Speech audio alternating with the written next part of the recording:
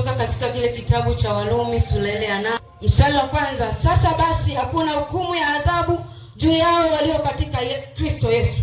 Sasa basi hakuna hukumu ya adhabu juu yao walio katika Kristo Yesu. Tumekuletea habari njema, habari za ukombozi, habari za usalama wa maisha yako. Neno la Mungu linasema hakuna adhabu ya hukumu juu yao walio katika Kristo Yesu. Hapa inazungumzia habari za watu ambao wamekombolewa na Yesu. Ngoja nikwambie kitu kimoja, kwamba kabla ya ujio wa Yesu kumkomboa mwanadamu alikuwa anaishi chini ya sheria, ambapo zile sheria zilikuwa zinatoa adhabu na hukumu kwa mwanadamu anapokosea. Wanadamu wa kipindi kile walikuwa wakiwa chini ya makuhani na viongozi ambao Mungu aliwaweka kwa kipindi kile. Walikuwa wanapewa sheria ambazo zilikuwa zinaongoza wanadamu. Sheria hizo walikuwa wanatembea nazo wakiwa wamebandika kwenye vifua vyao kama mabango, lakini nyingine walikuwa wanabandika hata kwenye miimo ya milango ya kwao. Ndizo sheria ambazo wanadamu walikuwa wanaongozwa nazo.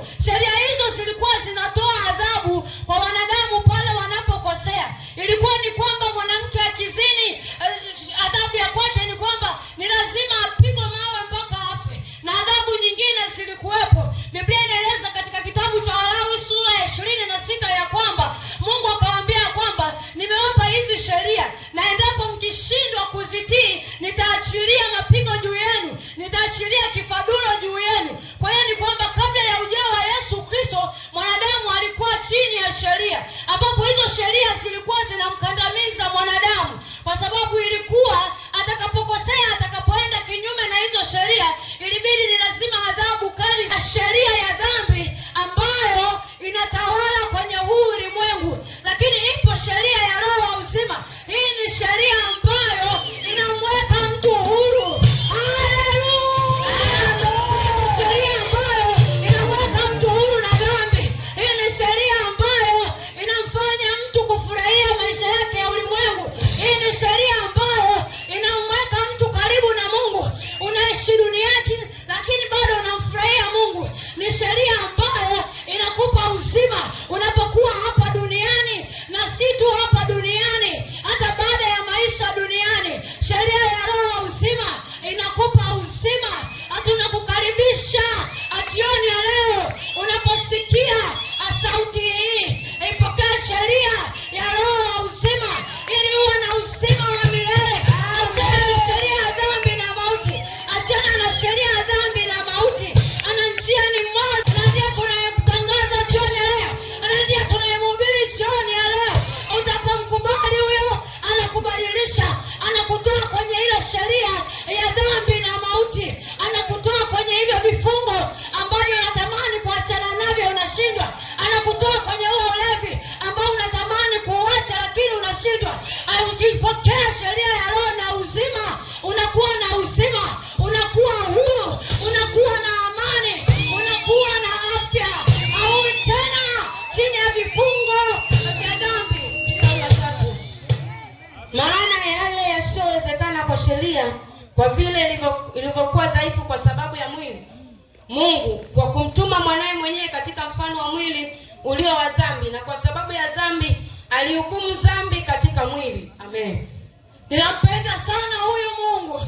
Ninampenda sana Mungu, yeye ambaye alimpenda mwanadamu kabla hata mwanadamu kuwako, kwa sababu alipoona zile sheria ambazo walikuwa wanatembea nazo, lakini bado walishindwa kuishinda dhambi. Walikuwa wanatembea nazo, wamevaa mabango shingoni yana sheria, lakini bado walishindwa. Walibandika hata kwenye miimo ya malango yao, lakini bado walishindwa. Kwa nini walishindwa? Kwa sababu mwili ni dhaifu. Walishindwa kupendeza Mungu kwa sababu mwili ni dhaifu.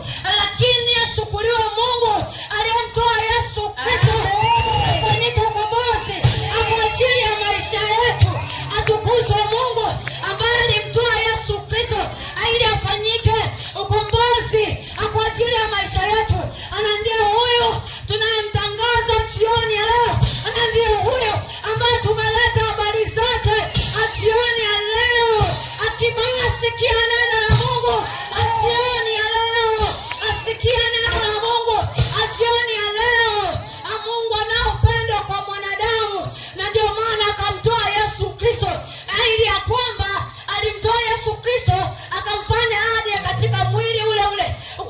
Yesu Kristo alikuja katika mwili ili ya kwamba aishi katika mwili ule ule, aonje yale mateso ya mwili ule ule, aonje maisha ya mwili ule ule.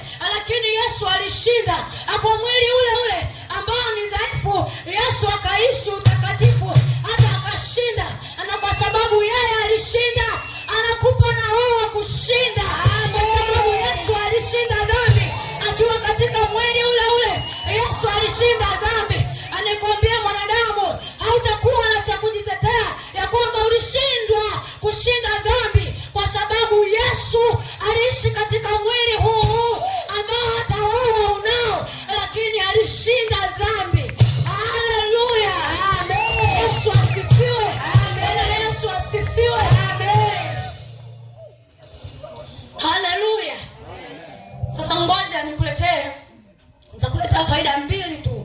faida mbili tu za kuwekwa huru. Mtumishi wa Mungu, nisomee neno la Mungu katika kitabu cha Warumi sura ya 6:21.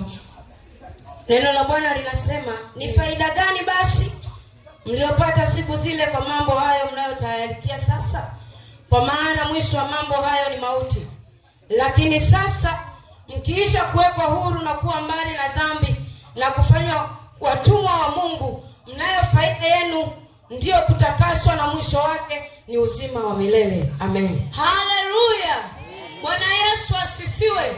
Tuko hapa sio kwamba tunapoteza muda. Wewe unaona kama tunapiga kelele, ni kuhakikishia tukupigii kelele, na wala hatupotezi muda. Sio kwamba tumekosa cha kufanya hata kuwepo mahali hapa. Ni upendo wa Mungu kwako, mtu wa Kibaha. Ziko faida tunapokuita hapa ya kwamba muamini Yesu, ya kwamba mpokee Yesu. Ziko faida. Hakuna hasara kwa Mungu. Hakuna hasara ukimwamini Yesu. Hakuna hasara ukimpokea Yesu. Hakuna hasara. Na faida ya kwanza ni utakaso wa dhambi. Neno la Mungu hapa anauliza Paulo, anasema ni faida gani mlioipata katika hayo ambayo mnayatabikia hata sasa? Mmepata faida gani? Hayo mambo ambayo mwisho wake ni mauti, mmepata faida gani? Na kuuliza mtu wa Kibaha jioni ya leo, umepata faida gani? Unapata faida gani? Tena naongea kwa ujasiri katika watu ambao wana bahati mbaya kwenye dunia na wenye maisha magumu, ni wachawi. Kwa sababu wakati sisi tunalala usiku ambao Mungu ameufanya kwa ajili ya kulala, wao wanaruka angani. Ni akili ya namna gani?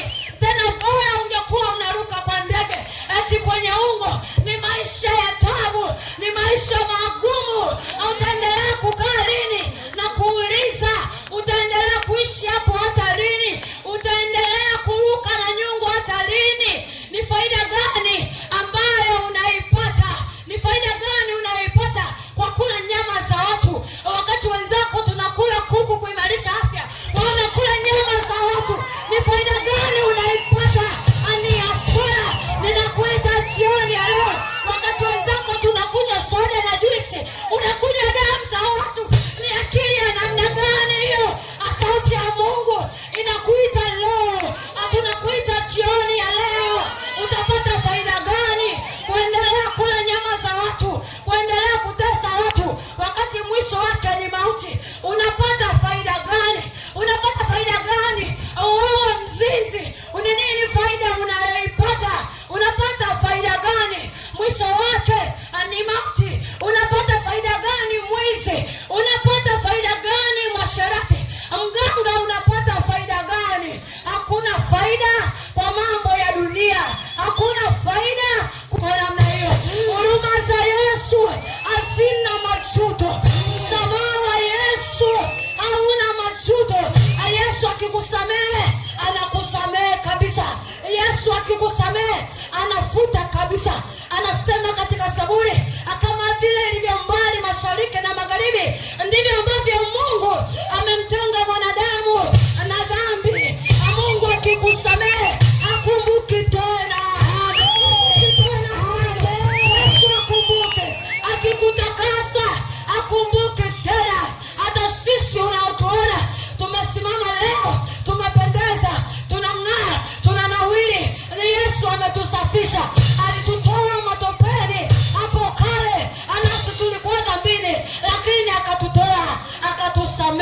Yesu akatuosha, akatufanya kuwa safi tena. Ninakuita leo, haijalishi umefanya dhambi gani, haijalishi umeua, haijalishi umefanya uzinzi kiasi gani, haijalishi umefanya umalaya kiasi gani, haijalishi umeloga kiasi gani, haijalishi umefanya mambo gani, Yesu anasamehe. Anasamehe. Yesu anatangaza msamaha, na akikutakasa, akikusafisha, hakumbuki tena. Baba yetu ni tofauti na mwanadamu. Mwanadamu anakumbuka, ila Yesu akikutakasa hakumbuki tena, hakumbuki tena. Analifuta na jina lako kwenye kitabu kile cha mauti, alafu analiandika kwenye kitabu cha uzima wa milele. Kutoka hapa duniani anakuambia, njoo mwanangu, kuna mahali pazuri amekuandalia. Jamani, haleluya! Faida ya pili ya kumwamini huyu Yesu, ya kuja kwenye ufalme wa nuru, ni kwamba unapata uzima wa milele. Sikiliza nikwambie mwanadamu, maisha haya na mwisho tu. Baada ya maisha haya kuna maisha mengine, haya ndio ni ya milele. Yesu ukimwamini anakupa maisha ya milele, anakupa maisha ya milele. Sio tu baada ya maisha haya, hata ukiwa hapa duniani anakupa uzima, anakupa afya, anakupa amani, anakurejeshea kilichopotea, anakupa uzima wa milele Yesu. Na ametuandalia makao, hakuna ambako tutaishi milele, ni kuzuri. Usipange kukosa mahali kule Yesu amekuandaa. Hakuna uzima wa milele Yesu anatoa pale unapomwamini, pale unapomkubali, pale unaposema Yesu, mimi niko tayari. Anakukaribisha Yesu, anakukaribisha Yesu, anakukaribisha ili akupe uzima wa milele, akutenge na mauti, akutenge na aibu, akutenge na kudharauliwa. Anakupa uzima wa milele. Mwamini Yesu leo, uwe na uzima wa milele. Mpokea Yesu leo, uwe na uzima wa milele. Mbona unaishi kwa mashaka? Mbona ukiugua tayari unaanza kuhangaika? Niitieni wachungaji, au usihangaike kusumbua wachungaji. Kama umemkataa Yesu, nenda ulikochagua. Lakini Yesu ana huruma, kabla magumu hayajakupata anakuita, njoo kwa Yesu leo, akupa uzima wa milele, akufanyie sehemu mbinguni, akufanyie makao mbinguni. Njoo kwa Yesu, akupe uzima, akupe amani, akupe afya, akusaidie kwenye kile eneo ambalo unaona limeshindikana. Yesu hajawahi kushindwa. Yesu hajawahi kushindwa kwa chochote. Karibu kwa Yesu leo, akupe uzima wa milele.